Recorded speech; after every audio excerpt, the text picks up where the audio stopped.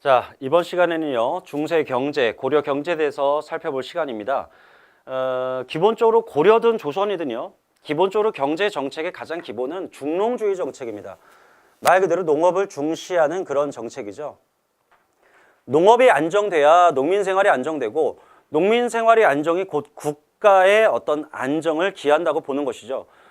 따라서 고려와 조선 초에는요, 중농주의를 펴면서 상대적으로 상업은 그렇게 발달하지 못했습니다. 상업이 발달하지 못했기 때문에 화폐 경제 또한 그렇게 발달할 수가 없었고요. 자, 그러면 우리가 이제 경제사로 들어가면서 이제 가장 먼저 생각해 봐야 될 것은 결국 국가 입장에서는 안정적으로 조세를 확보하는 것이 국가의 어떤 기반을 유지하는 유일한 방법이라고 볼 수가 있습니다. 그러한 측면에서 일단 보시게 되면은 금방 말씀드린 것처럼 기본적으로 고려와 조선은 농업을 중시하는 정책을 사용했다. 중농주의라고도 하고요. 그 다음에 우리가 중농정책이라고도 부르게 되죠. 또한 이렇게 농민 생활의 안정은 기본적으로 궁극적으로는 농민 생활 안정을 통해서 궁극적으로 국가가 추구하는 건 안정적인 조세의 수치에 있겠죠. 따라서 조세와 역징발의 어떤 기준을 마련하게 되는데요. 그러기 위해서 토지와 이제 호구 조사를 하게 됩니다. 전국적인 우리 토지 조사를 전근대 사회에서는 양전 사업이라고 하게 되고요. 그런 전국 단위의 토지 조사인 양전 사업을 통해서 마련된 그 문서를 양안이라고 합니다. 고려 시대는 20년에 한 번씩 토지 조사를 했고요. 그렇게 해서 양안을 작성했습니다. 또한 3년에 한 번씩 이제 호구 조사를 했고요. 인구 조사를 통해서 이제 호적에 기록하게 됩니다. 그런데 이러한 양안과 호적은 그럼 어떤 관청에서 관리하느냐? 고려 시대에는 육부가 있죠. 이호, 예병, 형공의 육부 중에 바로 호부에서 이러한 양안과 호적을 주로 관리를 하게 되고요. 이것을 바탕으로 조세와 역을 바로 부과하게 됩니다. 자, 이렇게 농업을 중시하는 사회에서는 당연히 상업이 그렇게 발달할 수가 없고요. 상업이 발달하지 못하니까 당연히 수공업도 침체될 수밖에 없겠죠. 이것은 고려와 조선 사회의 전기 사회가 갖고 있는 어떤 공통점이라고 할 수 있겠습니다. 예컨대 고려와 조선은 수공업도 관영 수공업이 주로 발달하게 되죠. 후반으로 가면 민영 수공업도 발달하지만 기본적으로 상업을 억제했던 고려와 조선의 초반에는 상업과 수공업이 모두 쇠퇴했다. 자, 그리고 아까 말씀드린 것처럼 호부에서 호적과 양안을 작성하고요. 이것을 관리합니다. 그리고 또 삼사라는 관청이 있는데요. 송나라의 이제 관청을 모방한 것이라고 할 수 있겠는데 이 삼사는 실무를 집행하는 곳이라고 보기는 좀 어렵습니다. 삼사는 왕실의 어떤 재정과 회계를 사무적인 업무만 보는 곳이고 실제로 그것을 집행하는 기관이라고 볼 수는 없겠습니다. 그럼 이렇게 해서 거두어들인 어떤 세금을 거두어들였으니까 이제 지출하겠죠. 그럼 재정 지출이 주로 어느 곳에 이루어지느냐? 가장 많이 지출되는 곳은 아무래도 관리들의 어떤 녹봉이겠죠. 그리고 예를 들면 국방비, 뭐 사신 접대비부터 다양한 곳에 지출이 될 텐데 가장 대표적인 것이 관리의 녹봉 그리고 국방비로 지출하고 나머지는 왕실 경비나 일반 비용으로 지출한다. 왕실 경비 같은 경우는 이제 국가 재정보다는 내장전이라는 토지를 통해서 거두어들인 세금을 주로 왕실 경비로 사용합니다. 그리고 일반 관청 있죠. 일반 관청의 경비를 조달하도록 하는 이제 토지는 공회전이라는 게 있어요. 공회전. 이렇게 중세 시대에는 왕실이든 관청이든 어떠한 일정한 비용이 지출되는 곳 같은 경우는 토지를 부여하고요. 그 토지에서 경작된 것의 일정량을 세금으로 거둘 수 있는, 즉 수조권을 행사할 수 있는 토지를 지급함으로써 비용을 조달하는 경우가 좀 일반적이라고 볼 수 있겠습니다. 자, 그럼 토지 제도를 볼까요? 자, 일단 원칙상 토지는 국가 소유입니다. 이것은 삼국시대부터 있어 왔던 바로 왕토 사상에 기반을 두고 있다라고 할 수 있겠죠. 하지만 중요한 것은 관념상 원칙적이고 관념적으로 모든 토지가 국가의 것이라는 거지 실제로 그렇지는 않았습니다. 일반 백성들의 소유한 토지 또한 대단히 많이 존재를 하죠. 이건 원칙상입니다. 그리고 고려시대는 이제 관리들에게 전식과를 통해서 전지와 시지를 나눠주고요. 이렇게 나눠진 전지를 우리가 이제 과전이라고도 하는데, 이 토지에서 세금을 거둘 권리가 바로 이제 수조권인 거죠. 수조권. 기본적으로 하나의 토지가 있을 때 이 토지에는 두 개의 권리가 있다고 볼 수 있습니다. 하나는 소유권이고요. 하나는 수조권입니다. 자기가 그 땅의 주인인 경우에는 바로 소유권자가 될 것이고요. 그것이 국가일 경우에는 공전이라고 합니다. 토지에 관한 소유권이 개인이 갖고 있으면 사전이 되는 것이고요. 자, 수조권, 말 그대로 조를 거둘 권리인데 수조권을 국가가 갖고 있으면 공전이고요. 수조권을 개인이 갖고 있으면 사전입니다. 자, 여기서 한 가지 또 다른 개념을 제가 간단히 설명드릴게요. 자, 우리가 전주전객제라는 게 있습니다. 전주전객제. 예를 들어서 농민 A가 있고요. 이 농민 A가 소유한 토지가 있을 때 당연히 이 토지의 소유권자이면서 경작자는 농민이죠. 예, 이때 이 농민을 우리가 전객이라고 부릅니다. 그런데 만약에 김아무개라는 어떤 관리가 있을 때 국가가 이 농민 A의 토지로부터 세금을 거둘 권리인 바로 수조권, 그 수조권을 이 김아무개라는 관리에게 준다면 이 사람이 바로 수조권자죠. 수조권자. 자, 이때 이 수조권자를 이 농민 A와 비교해서 바로 전주라고 부릅니다. 전주. 따라서 이걸 전주전객제 이렇게 보고요. 또 하나 지주전호제라는 개념이 있어요. 자, 지주전호제라는 건 뭐냐면 지주는 말 그대로 토지의 소유권자입니다.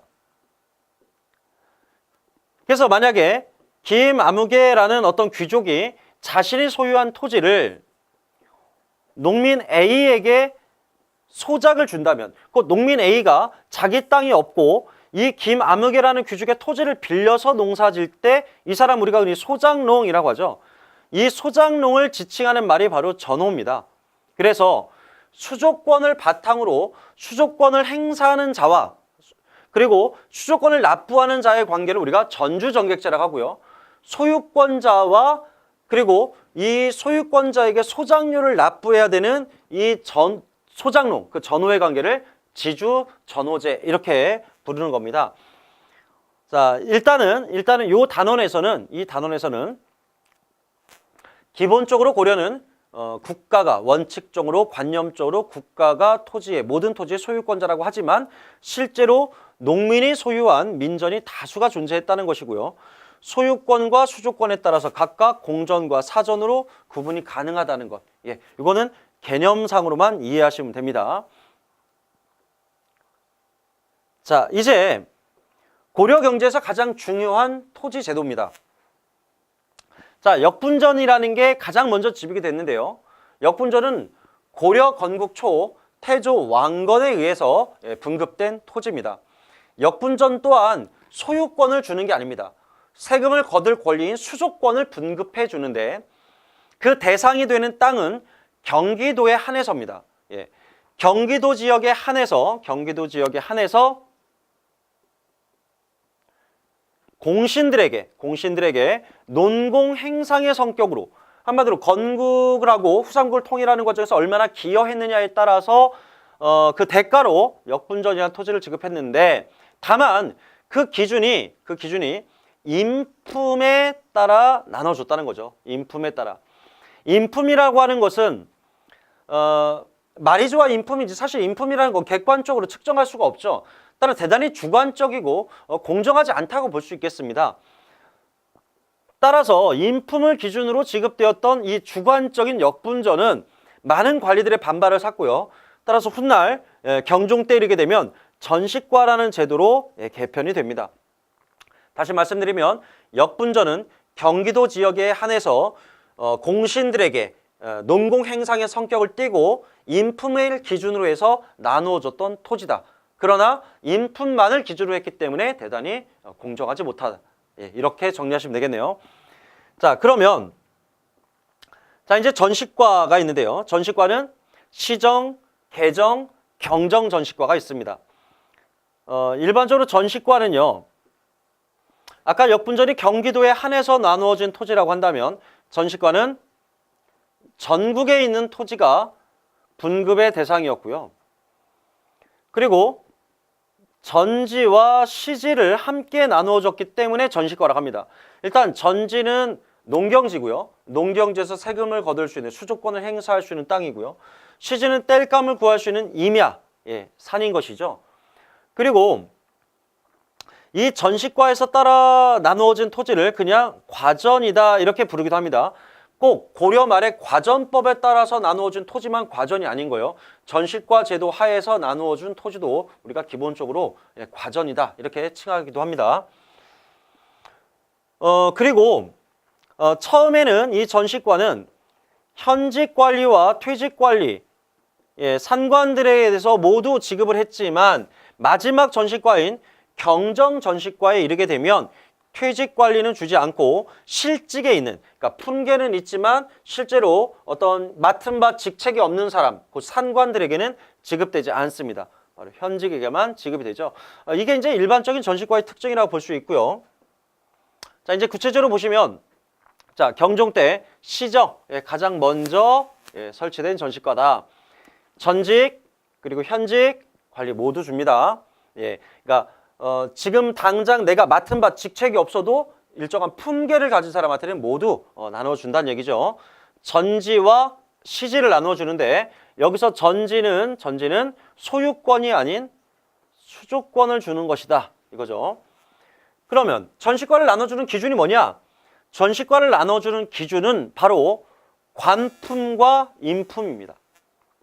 자, 한마디로 역분전은 인품만을 고려했는데 이제 전식과나 그중에 시정전식과는 인품과 함께 관품을 고려한다는 거죠. 그러니까 주관적인 성격에 이제 객관성이 가미된 거죠. 하지만 여전히 인품이라는 것이 반영되고 있기 때문에 완전히 객관성이 확보됐다, 공정하다 이렇게 말하기 어렵겠죠. 따라서 이것이 역분전의 한계를 아직 벗어나지 못한 것이다 이렇게 평가할 수 있겠네요. 자, 이제 두 번째 개정전식과입니다. 목종 때 설치가 됐는데요. 개정전식과를 보면은 특징이 중국식 문무산계 제도 개편으로 지급 대상에 대한 조정이 필요했다라고 되어 있는데요. 자, 이 문무산계라는 거 좀 조심해야 됩니다. 자, 문산계와 무산계가 있을 때 우리가 쉽게 생각하면 문산계는 문신, 무산계는 무신 뭐 이렇게 생각하기 좀 쉽죠. 하지만 그렇지 않습니다. 문산계가 문신과 무신 모두 해당되는 거고요. 무산계는 지방의 향리라든가 또는 퇴직한 나이든 병사인 노병이라든가 또는 탐라의 왕족들, 제주도 탐라의 왕족들이라거나 또는 관청에 소속돼서 일정한 물품을 생산하는 공장, 수공업자인 공장, 주로 이들을 우리가 이제 무산계라고 얘기를 합니다. 무산계. 이런 무산전식과, 무산계 전식과가 이제 지급되는 건 개정이 아니라 마지막 경정전식과에 무산전식과라는 게 새로 설치가 되죠. 이때는 문산계와 무산계에 따라서 그 문산계 문무관들에게 지급하는 전식과가 새로 조정이 된 것이지 무산계에게 지급된 것은 아닙니다. 자, 그런데 가장 큰 특징은 개정전식과에서 인품이 배제됐다는 겁니다. 오직 18과의 품계에 따라서만 지급한다.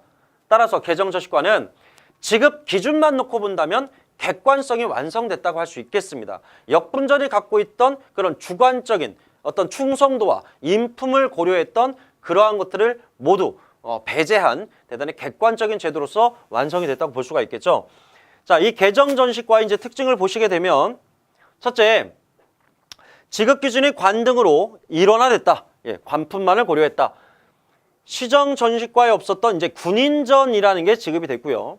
다만 이 군인전이라고 하는 것은 직업군인, 그러니까 군반 시족들에게 직역에 대한 반대급부로서 이제 지급했던 토지를 얘기하는 겁니다. 그리고 문관과 무관에게 지급할 때는 문관에게 더 많이 줍니다. 무관을 차별하죠. 이것은 고려의 전반적인 특징이었죠. 예, 문신을 숭상하고 무신을 천대하는. 그래서 무관과 같은 품계의 문관보다 적게 지급했다. 다만 이것이 마지막 경정전식과에 가면 이것이 극복이 됩니다. 그 문관에게 더 많이 줬던 것이 경정전식과에서는 개선이 된다. 또 산관보다, 그러니까 품계는 있지만 실직이 없는 사람, 그리고 실제 맡은 바 직책이 있는 사람, 당연히 현직 관리를 더 많이 주겠죠. 그래서 실질을 더 우대했다는 것이고요. 또 여기 보시면 한해가라는 게 있습니다. 한해가는 18과 2 내에 들어오지 못하는 18과 2의 품계를 가진 사람들을 얘기하는데 이들에게는 임야인 시지를 지급하지 않습니다. 오직 전지 17결만 지급하고 있죠. 전지 17결. 좀 이따 뒤에 표를 하나 보실 텐데요. 그 표를 보시면은 개정전식과는 16과 2하는 시지가 없다는 걸 알 수 있고요. 또 경정전식과, 이제 세 번째 경정전식과에서는 15과 이하는 시지를 지급하지 않는다는 걸 이제 확인할 수 있을 겁니다. 자, 이제 마지막 전식과 문종 때 경정전식과인데요. 점차 고려는 영업전이라는 게 증가합니다. 영업전이라는 게 별거 아니고요. 세습전입니다. 세습전. 이렇게 세습되는 토지가 늘어나면은 당연히 국가에서는 관리들에게 지급할 수조권을 지급할 분급지가 줄어들 수밖에 없겠죠. 그래서 경정전식과는 가장 큰 특징이 바로 현직 관리에게만 준다는 거죠. 이것은 고려 조선시대 직전법과 같다고 할 수 있겠죠. 예. 직전법도 과전법에서 전현직 관리를 모두 줬지만 세조 때 직전법으로 바뀌면 현직 관리만 주게 되죠. 이유도 똑같습니다. 세습되는 토지가 증가하면서 분급할 만한 토지가 부족했기 때문인 거죠.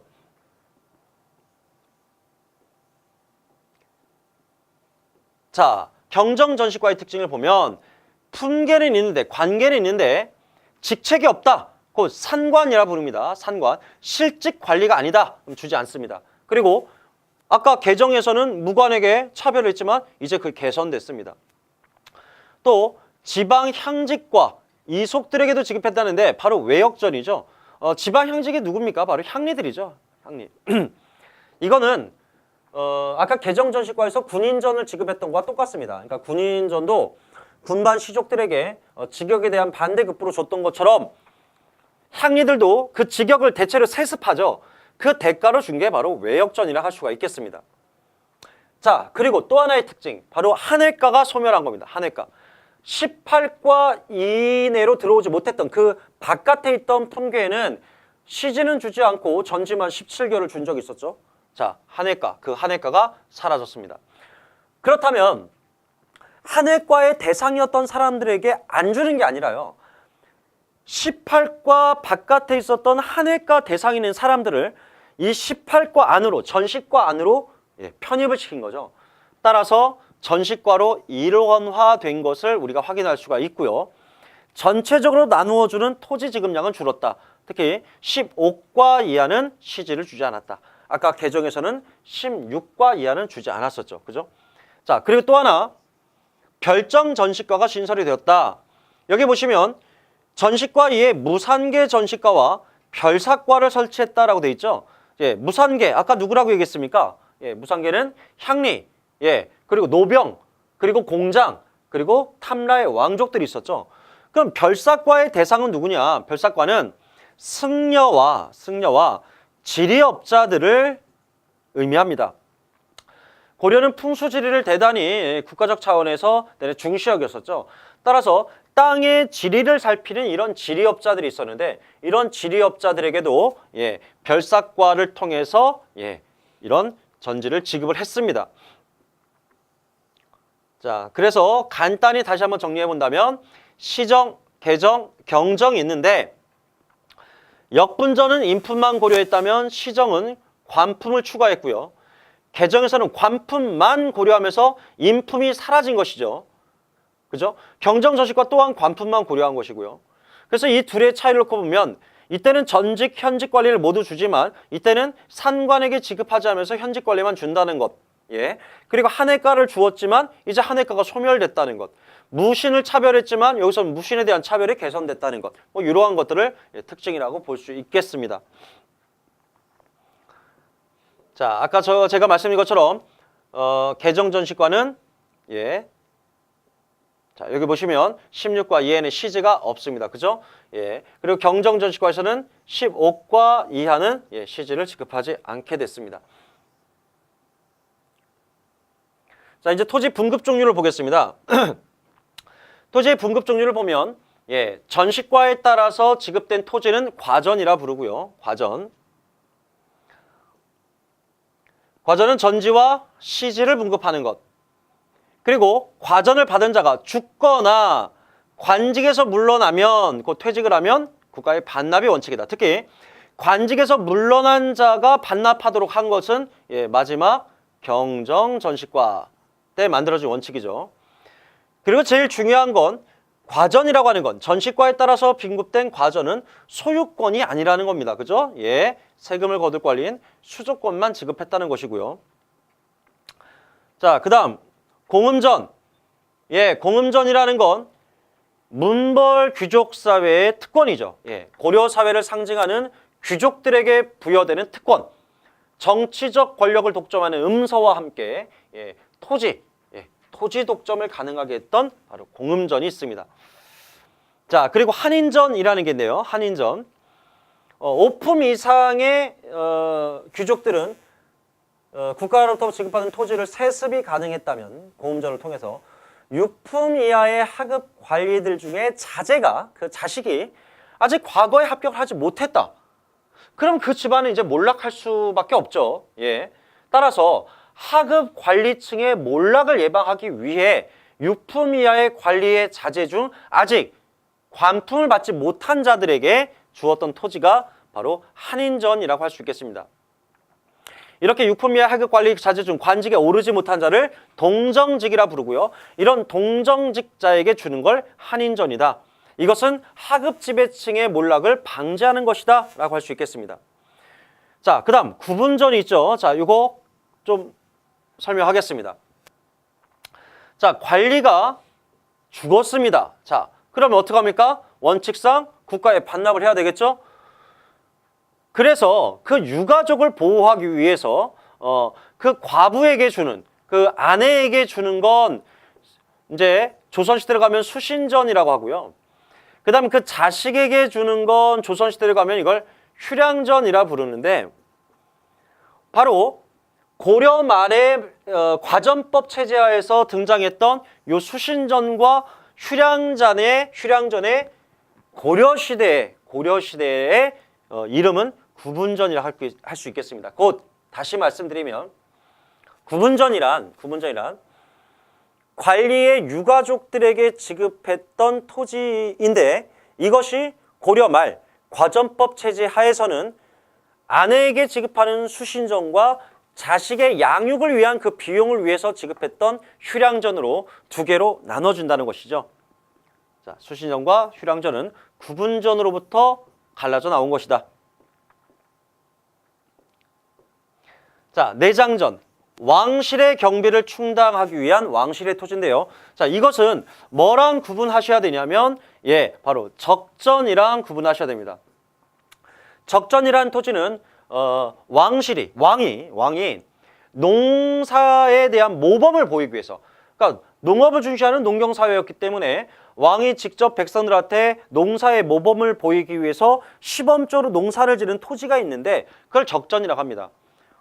하지만 이 내장전은 왕실의 경비를 조달할 목적으로 왕실 소유의 토지를 얘기하는 것이죠. 사원전, 말 그대로 사원, 사찰, 절, 사원의 소유인 토지입니다. 그런데 고려 말로 가면 이 사원전이 크게 증가합니다.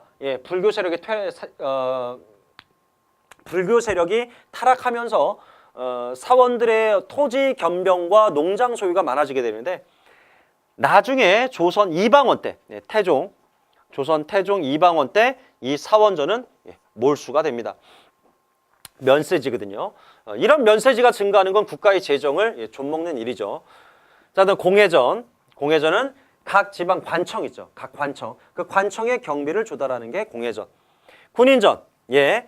직업군인은 군마 씨족에게 그 반대급부로 지급했던 토지입니다. 외역전. 군인전과 마찬가지로 향리들에게 지급했던 토지가 외역전이고요. 별사전은 아까 설명했습니다. 승려와 지리업자에게 지급했던 것. 그리고 이 중에서 세습이 가능한 토지만 모아서 우리가 영업전 이렇게 부르는 거죠.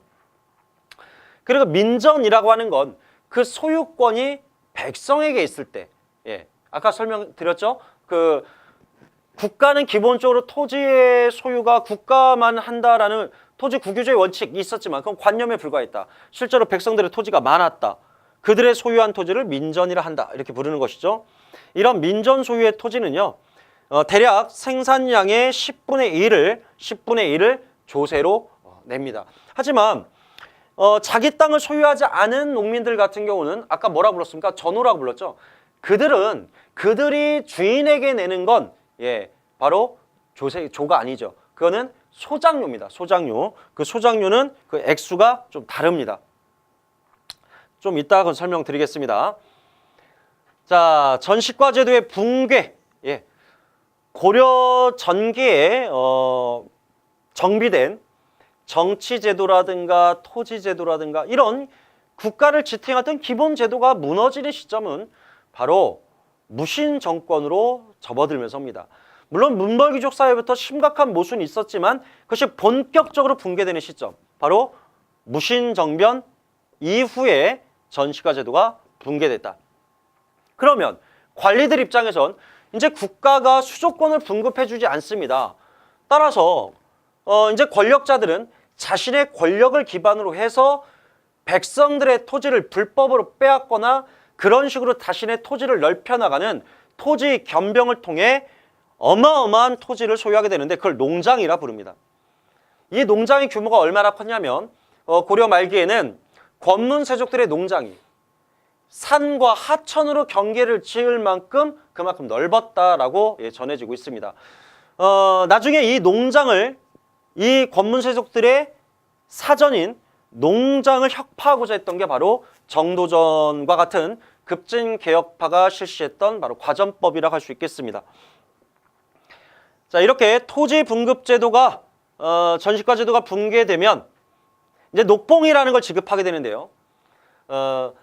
이 녹을 적게 받는 관리들에게 그걸 보충적으로 지급하기 위해서 생겨난 제도가 이제 녹과전입니다.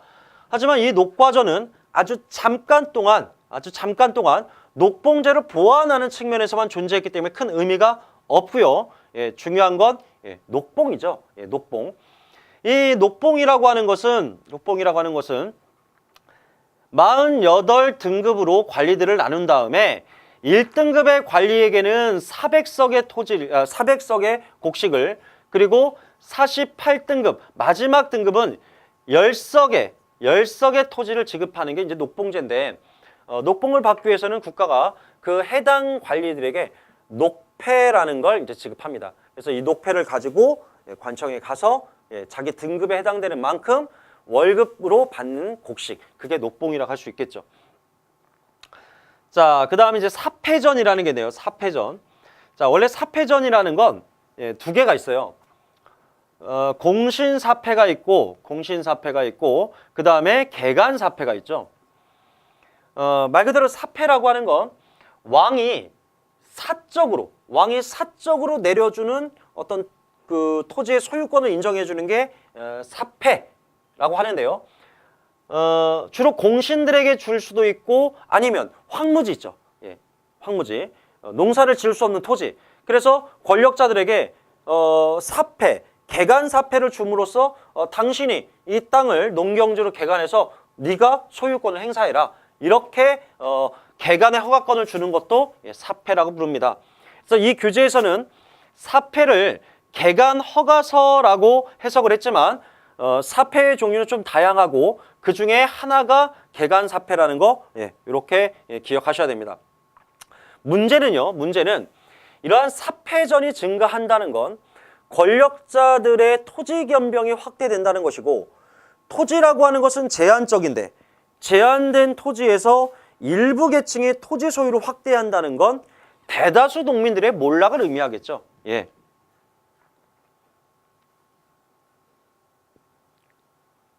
자, 이제 지금까지 토지제도를 살펴봤다면 이제는 세금제도, 바로 수치체제에 대해서 한번 보겠습니다. 자, 일단 고려시대의 조세를 보시면 개인의 땅은 논과 밭으로 일단 구분합니다.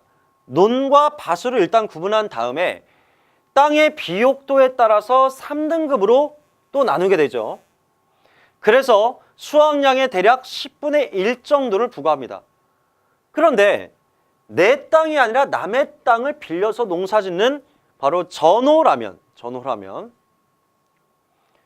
이 조세는 누가 내는 거죠? 예, 전객이, 전주에게 주는 것이라면 이 소작료는 전호가 지주에게 내는 소작료죠. 이때 만약에 빌린 땅이 국가 소유의 공전이라면 4분의 1만 내도 돼요, 생산량이. 그런데 개인 땅을 빌려서 농사지었다면 정확히 절반, 2분의 1을 줘야 돼요.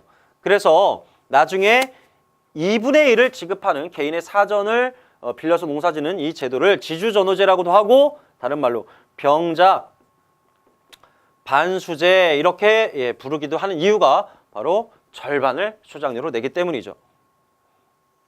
자, 이렇게 걷어들인 세금, 세금을 돈이 아닌 뭐로 받았습니까? 곡식으로 받았죠.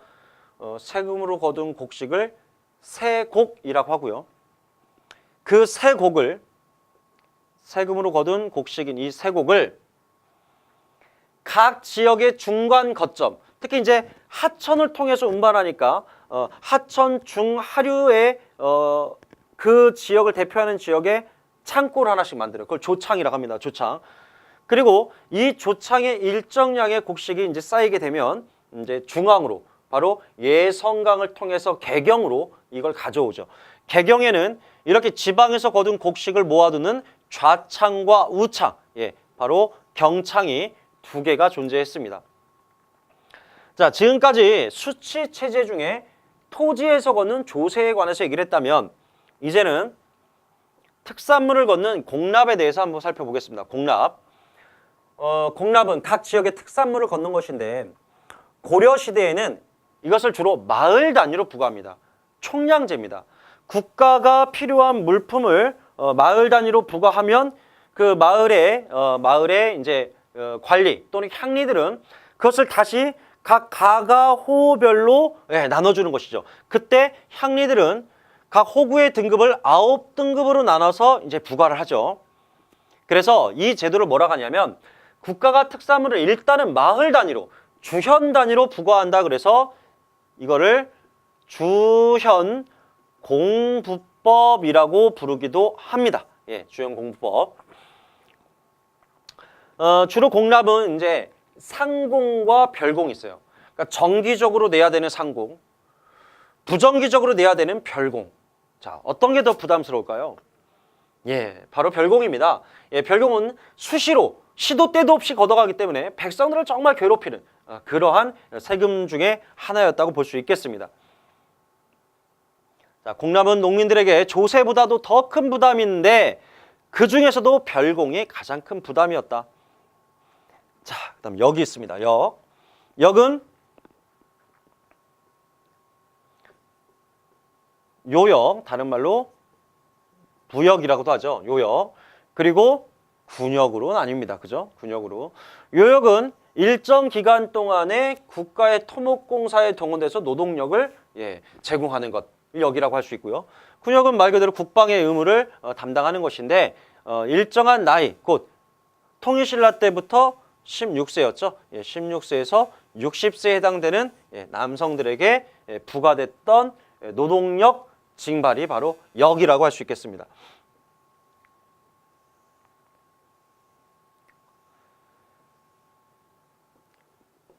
자, 하지만 토지제도가 붕괴되는 시점이 무신정권 무렵부터였듯이 수치제도 또한 마찬가지입니다. 물론 수치제도가 가혹해지고 이것을 이용해서 백성들을 곤란하게 만들었던 건 문벌귀족 사회부터 물론 그런 현상이 있었지만 본격적으로 수치제도가 문란해지고 농민들의 몰락이 가속화되는 건 바로 무신정권 들어와서부터고 권문세족들이 집권했던 고려 후기에는 더욱더 그 문제가 좀 심각해졌다고 할 수 있겠습니다. 이것이 바로 어떤 농민 봉기를 불러오는 하나의 원인으로 볼 수도 있겠죠. 뭐 예를 들면 무신정권 초반에 있었던 뭐 김삼이, 효심의 난, 뭐 이연년의 난, 뭐 이런 것들도 사실은 뭐 이런 수치제도의 문란이 가져온 농민 생활의 어떤 궁핍화, 이것이 근본적 원인이라고 볼 수가 있겠죠.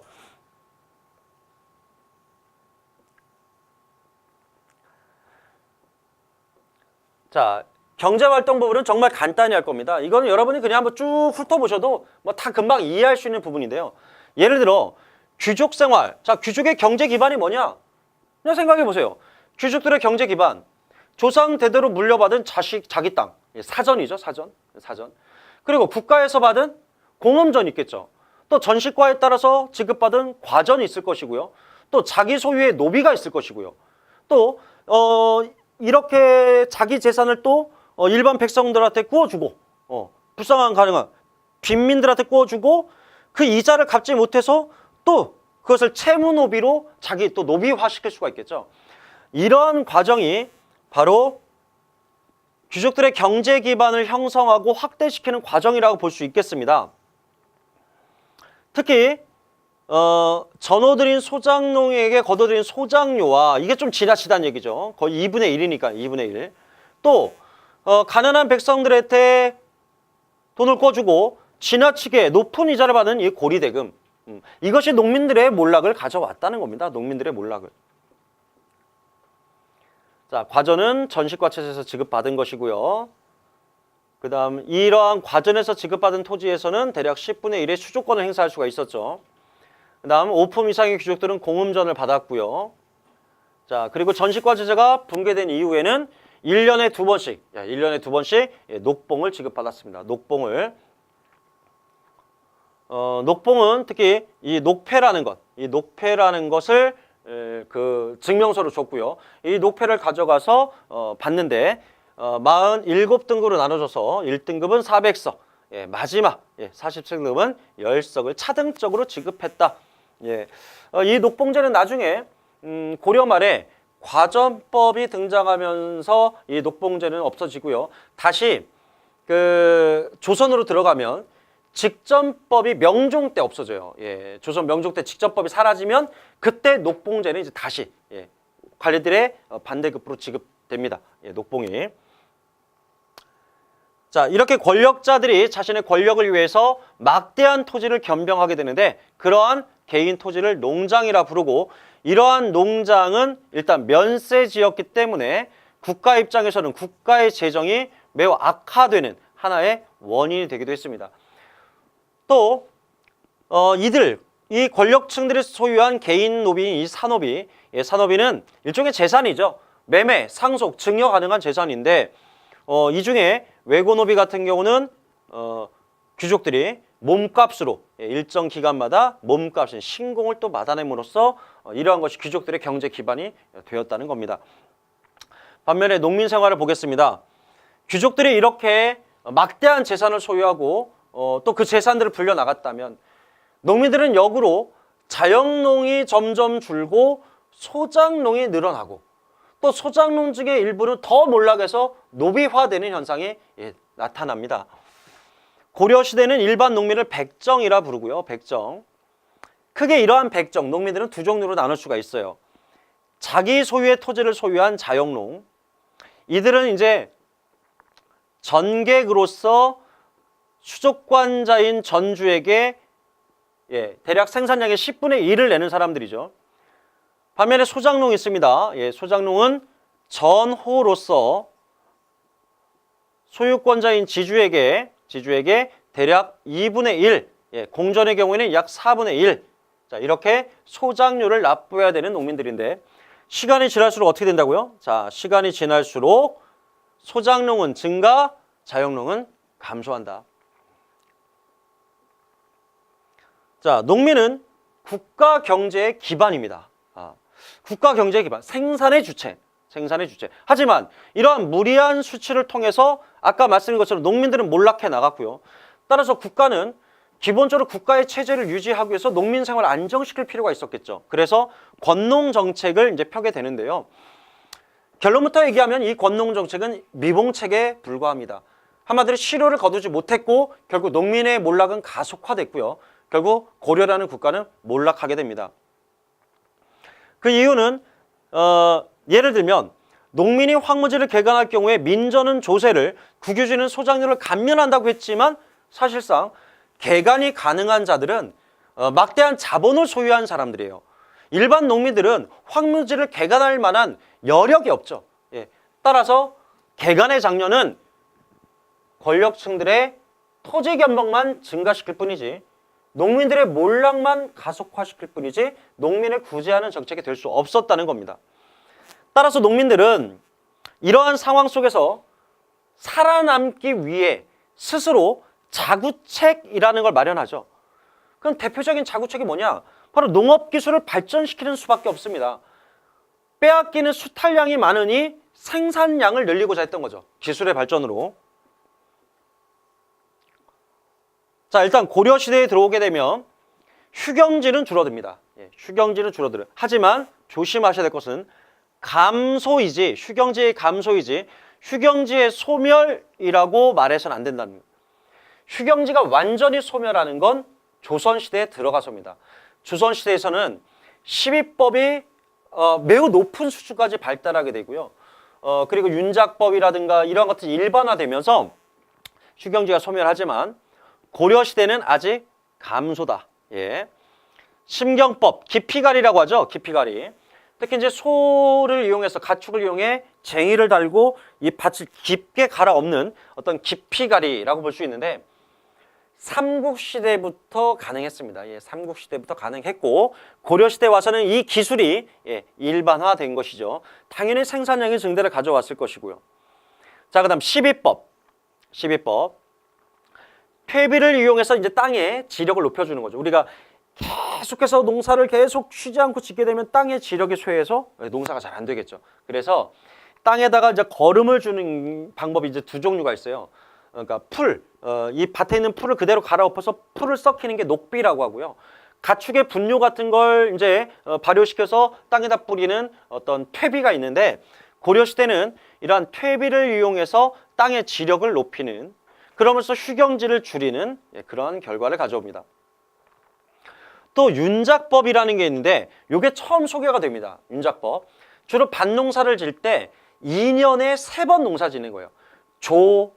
조수확이 끝나면 보리, 보리 수확이 끝나면 또 콩, 그 다음 또 조리, 보리, 콩, 보리, 콩을 이렇게 계속 돌려가면서 농사 짓는 2년에 3번 윤작이라고 하고 돌려짓기라고 하는데요.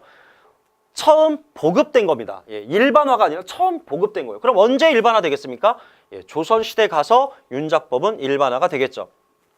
따라서 아까도 말씀드렸다시피 휴경지는 아직 존재한다는 겁니다. 휴경지가 소멸한 게 아니죠. 예를 들면 부력전이라는 게 있어요. 부력전. 쉬지 않고 농사 짓는 거죠. 하지만 이력전도 존재합니다. 일역전. 1년을 쉬는 거죠. 그다음에 이역전. 2년 쉬는 겁니다. 중세 유럽 사회에 존재했던 삼포제와 좀 유사하다고 할 수 있겠습니다. 어쨌든 휴경지가 존재했다. 자, 고려 후기로 가면 간척 사업이 시작되는데요. 간척 사업은 하나만 기억하시면 돼요. 몽고 항쟁기에 최후 정권은 강화도로 천도했습니다. 그죠? 근데 강화도는 섬이죠. 따라서 이 고려 정부가 강화도에서 그 생산량을 확보할 목적으로 강화도 주변에 갯벌, 바로 간석지를 매립하고 농경지로 바꾸는 간척 사업이 본격적으로 시행됐습니다. 자, 강화도 정부 시기에 강화도 인근의 간척 사업이 활발해졌다. 자, 그리고 논농사에서는 이양법이 이제 처음 보급됩니다. 마찬가지로 이양법은 모내기법이고요. 일반화된 게 아닙니다. 처음 시작된 겁니다. 처음. 단 남부지방에서만 가능합니다. 벼농사는 수전농업이기 때문에 따뜻한 기후와 더불어 풍부한 물이 있어야 됩니다. 특히 이양법은 미리 심어놓은 모를 옮겨 심는 시기가 우리나라에서는 또 가뭄 시기, 봄철 가뭄이기 때문에 매우 좀 위험하죠. 그래서 고려 말 남부 일부 지방에서만 이양법이 가능했고요.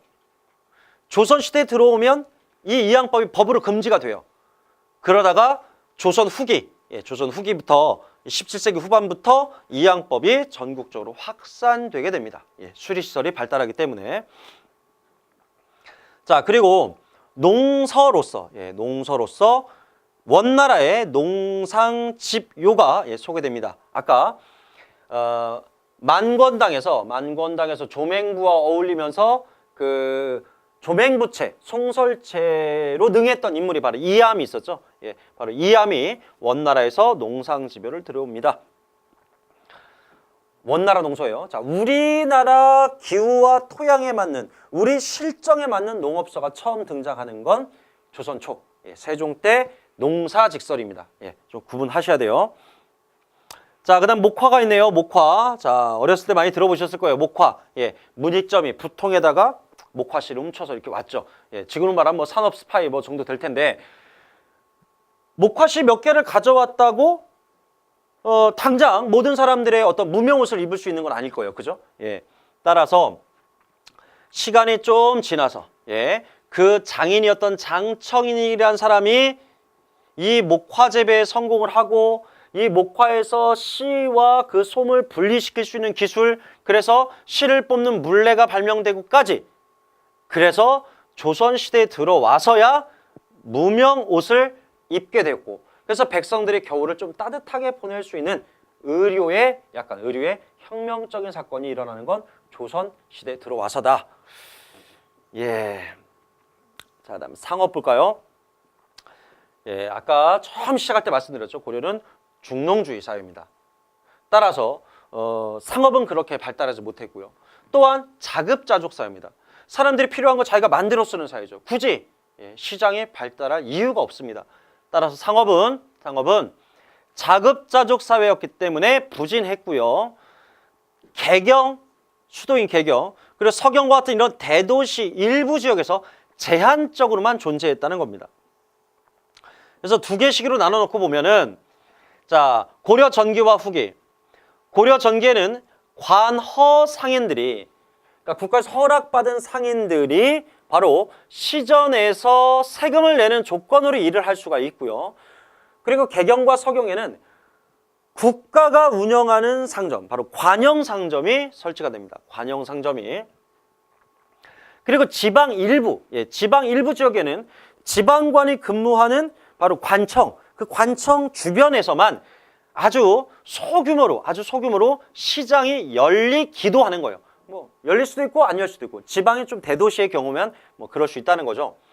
하지만 후기로 가면 좀 달라집니다.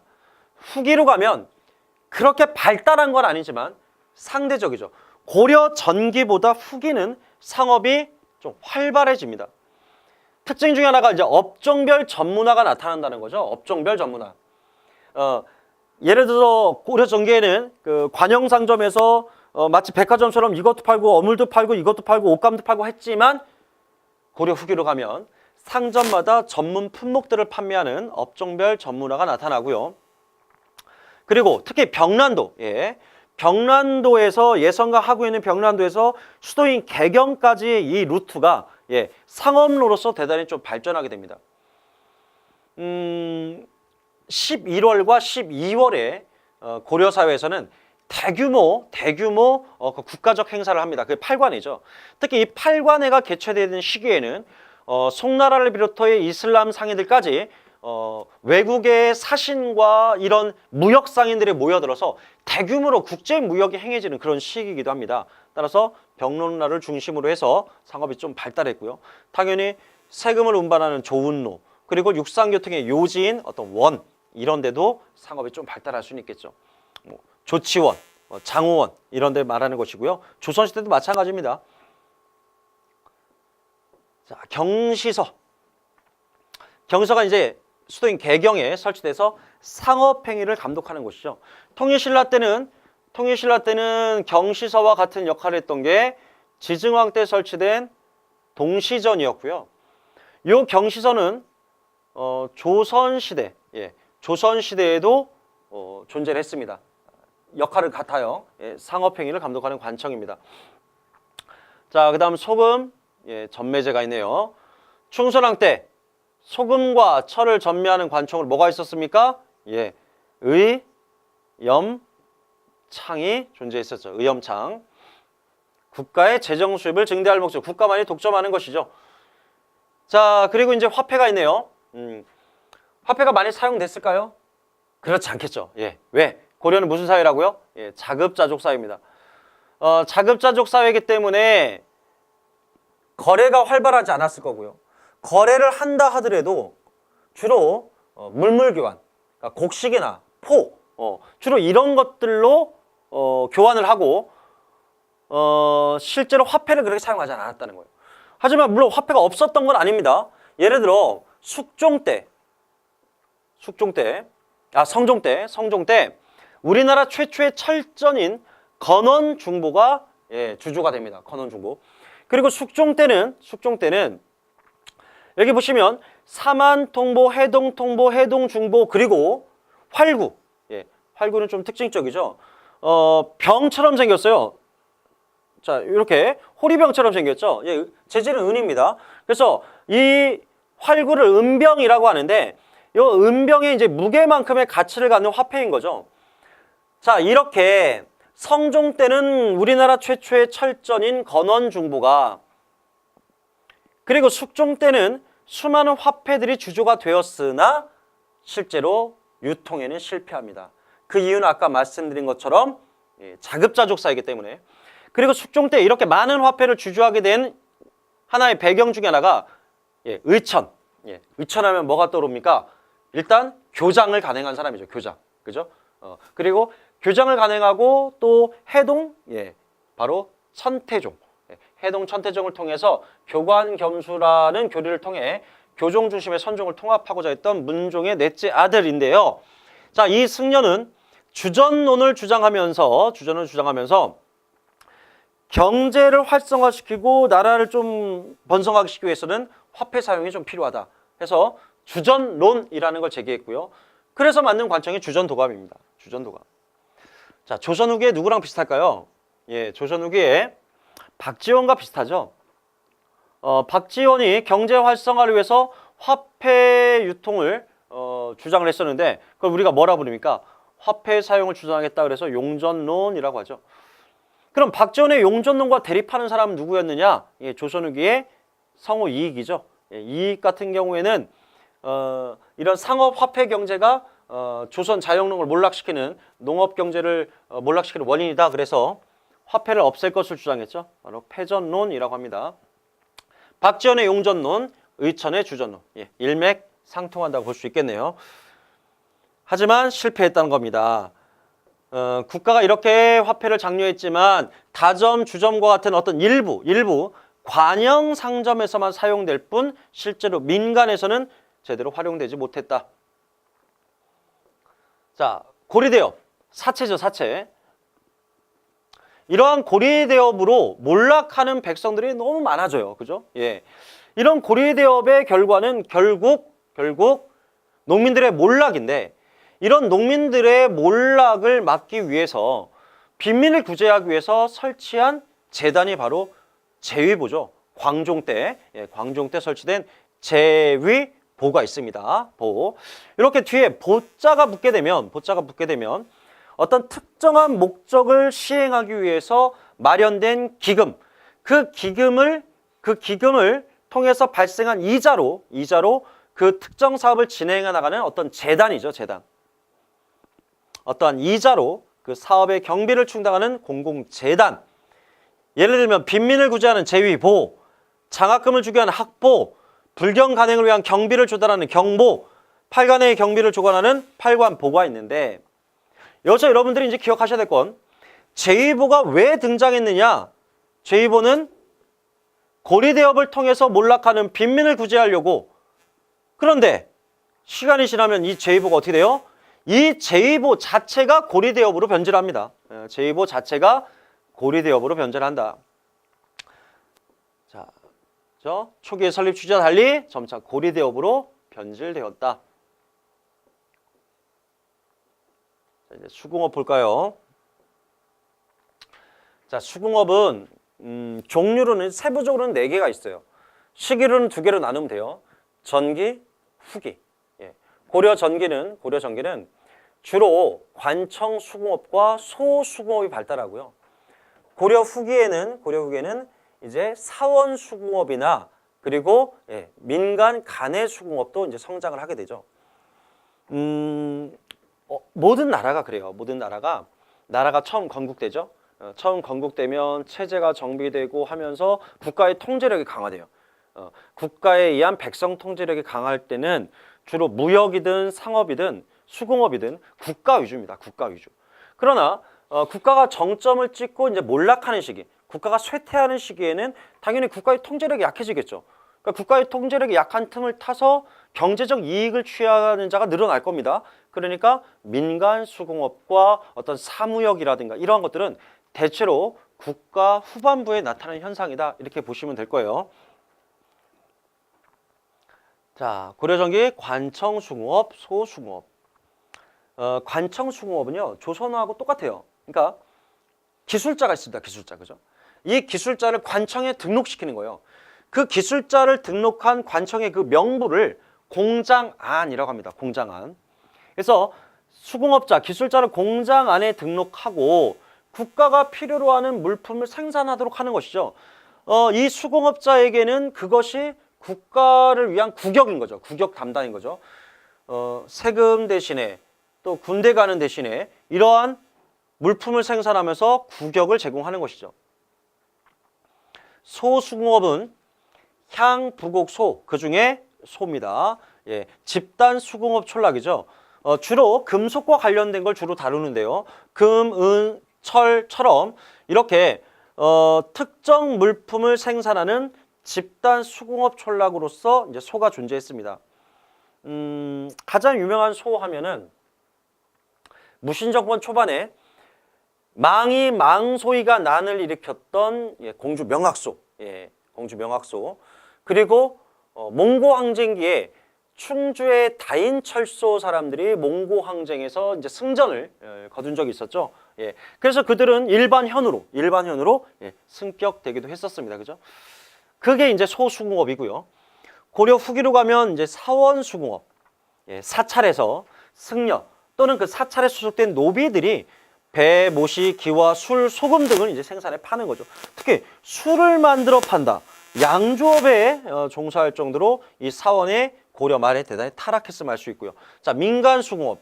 당연히 이 민간 수공업은 내다 팔 목적보다는 주로 생산해서 자기가 쓰기 위한 어떤 자가 소비를 위한 간의 수공업의 형태를 띠고 있겠죠. 물론 잉여 생산의 부분은 이제 시장에 내다 팔 수도 있겠지만 대체로 자가 소비를 위한 생산이고요. 또 국가의 특산품인 곡물을 납부하기 위해서 주로 생산이 이루어지는 게 이제 특징이라고 할 수 있겠습니다. 자, 이제 무역을 볼까요? 자, 마지막이네요. 무역. 자, 당연히 고려 시대는 국가에 의한 무역, 바로 공무역이 중심을 이룹니다. 공무역. 9세기 무렵 통일신라 사회에서는 대단히 사무역이 발달했었죠.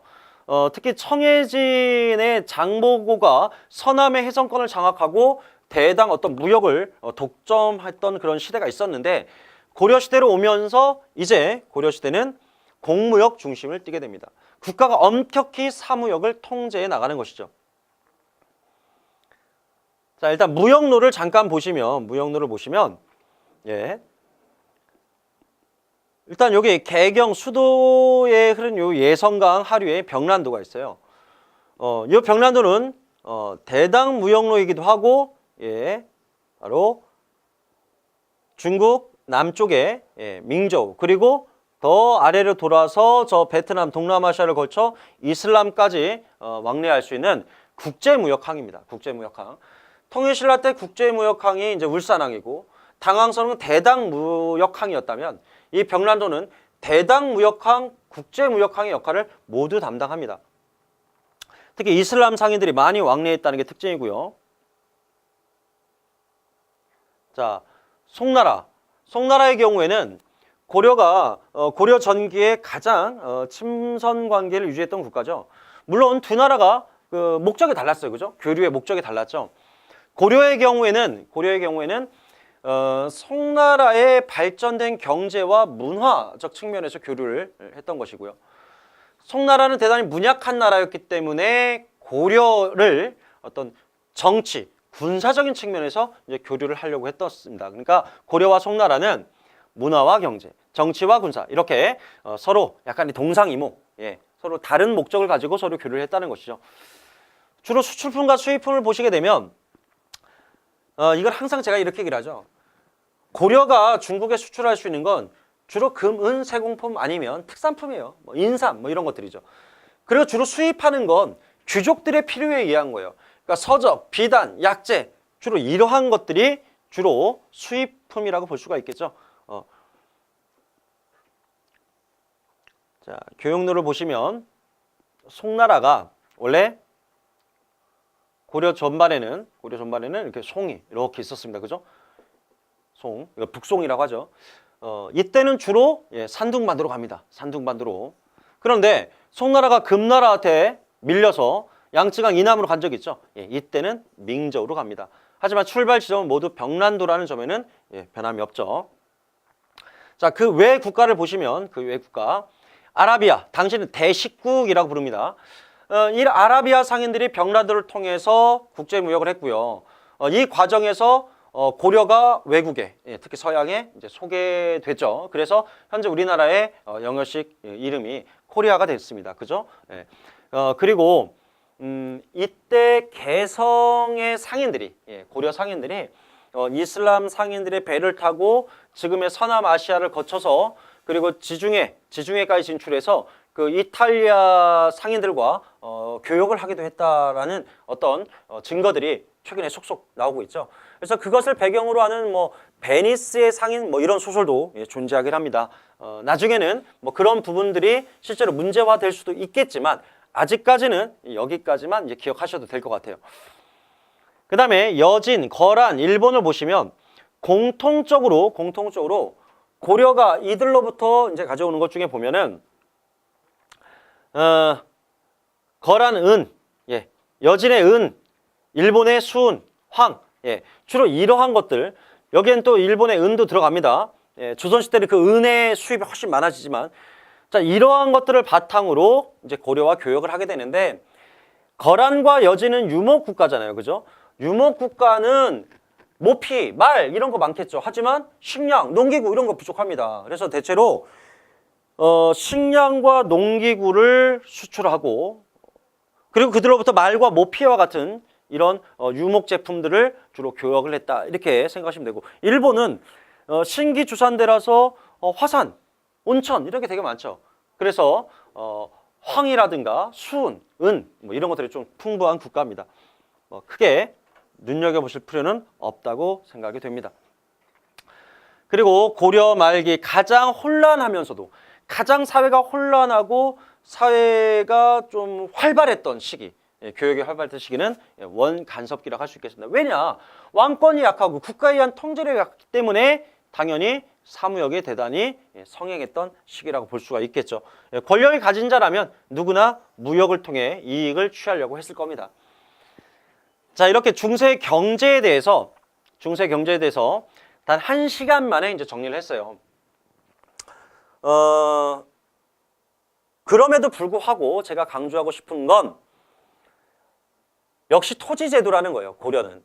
중세는 역시 토지제도가 가장 중요하다. 그래서 역분전 시정전식과 개정전식과 정정전식과 이거 반드시 한번 따로 정리하셔야 되고요.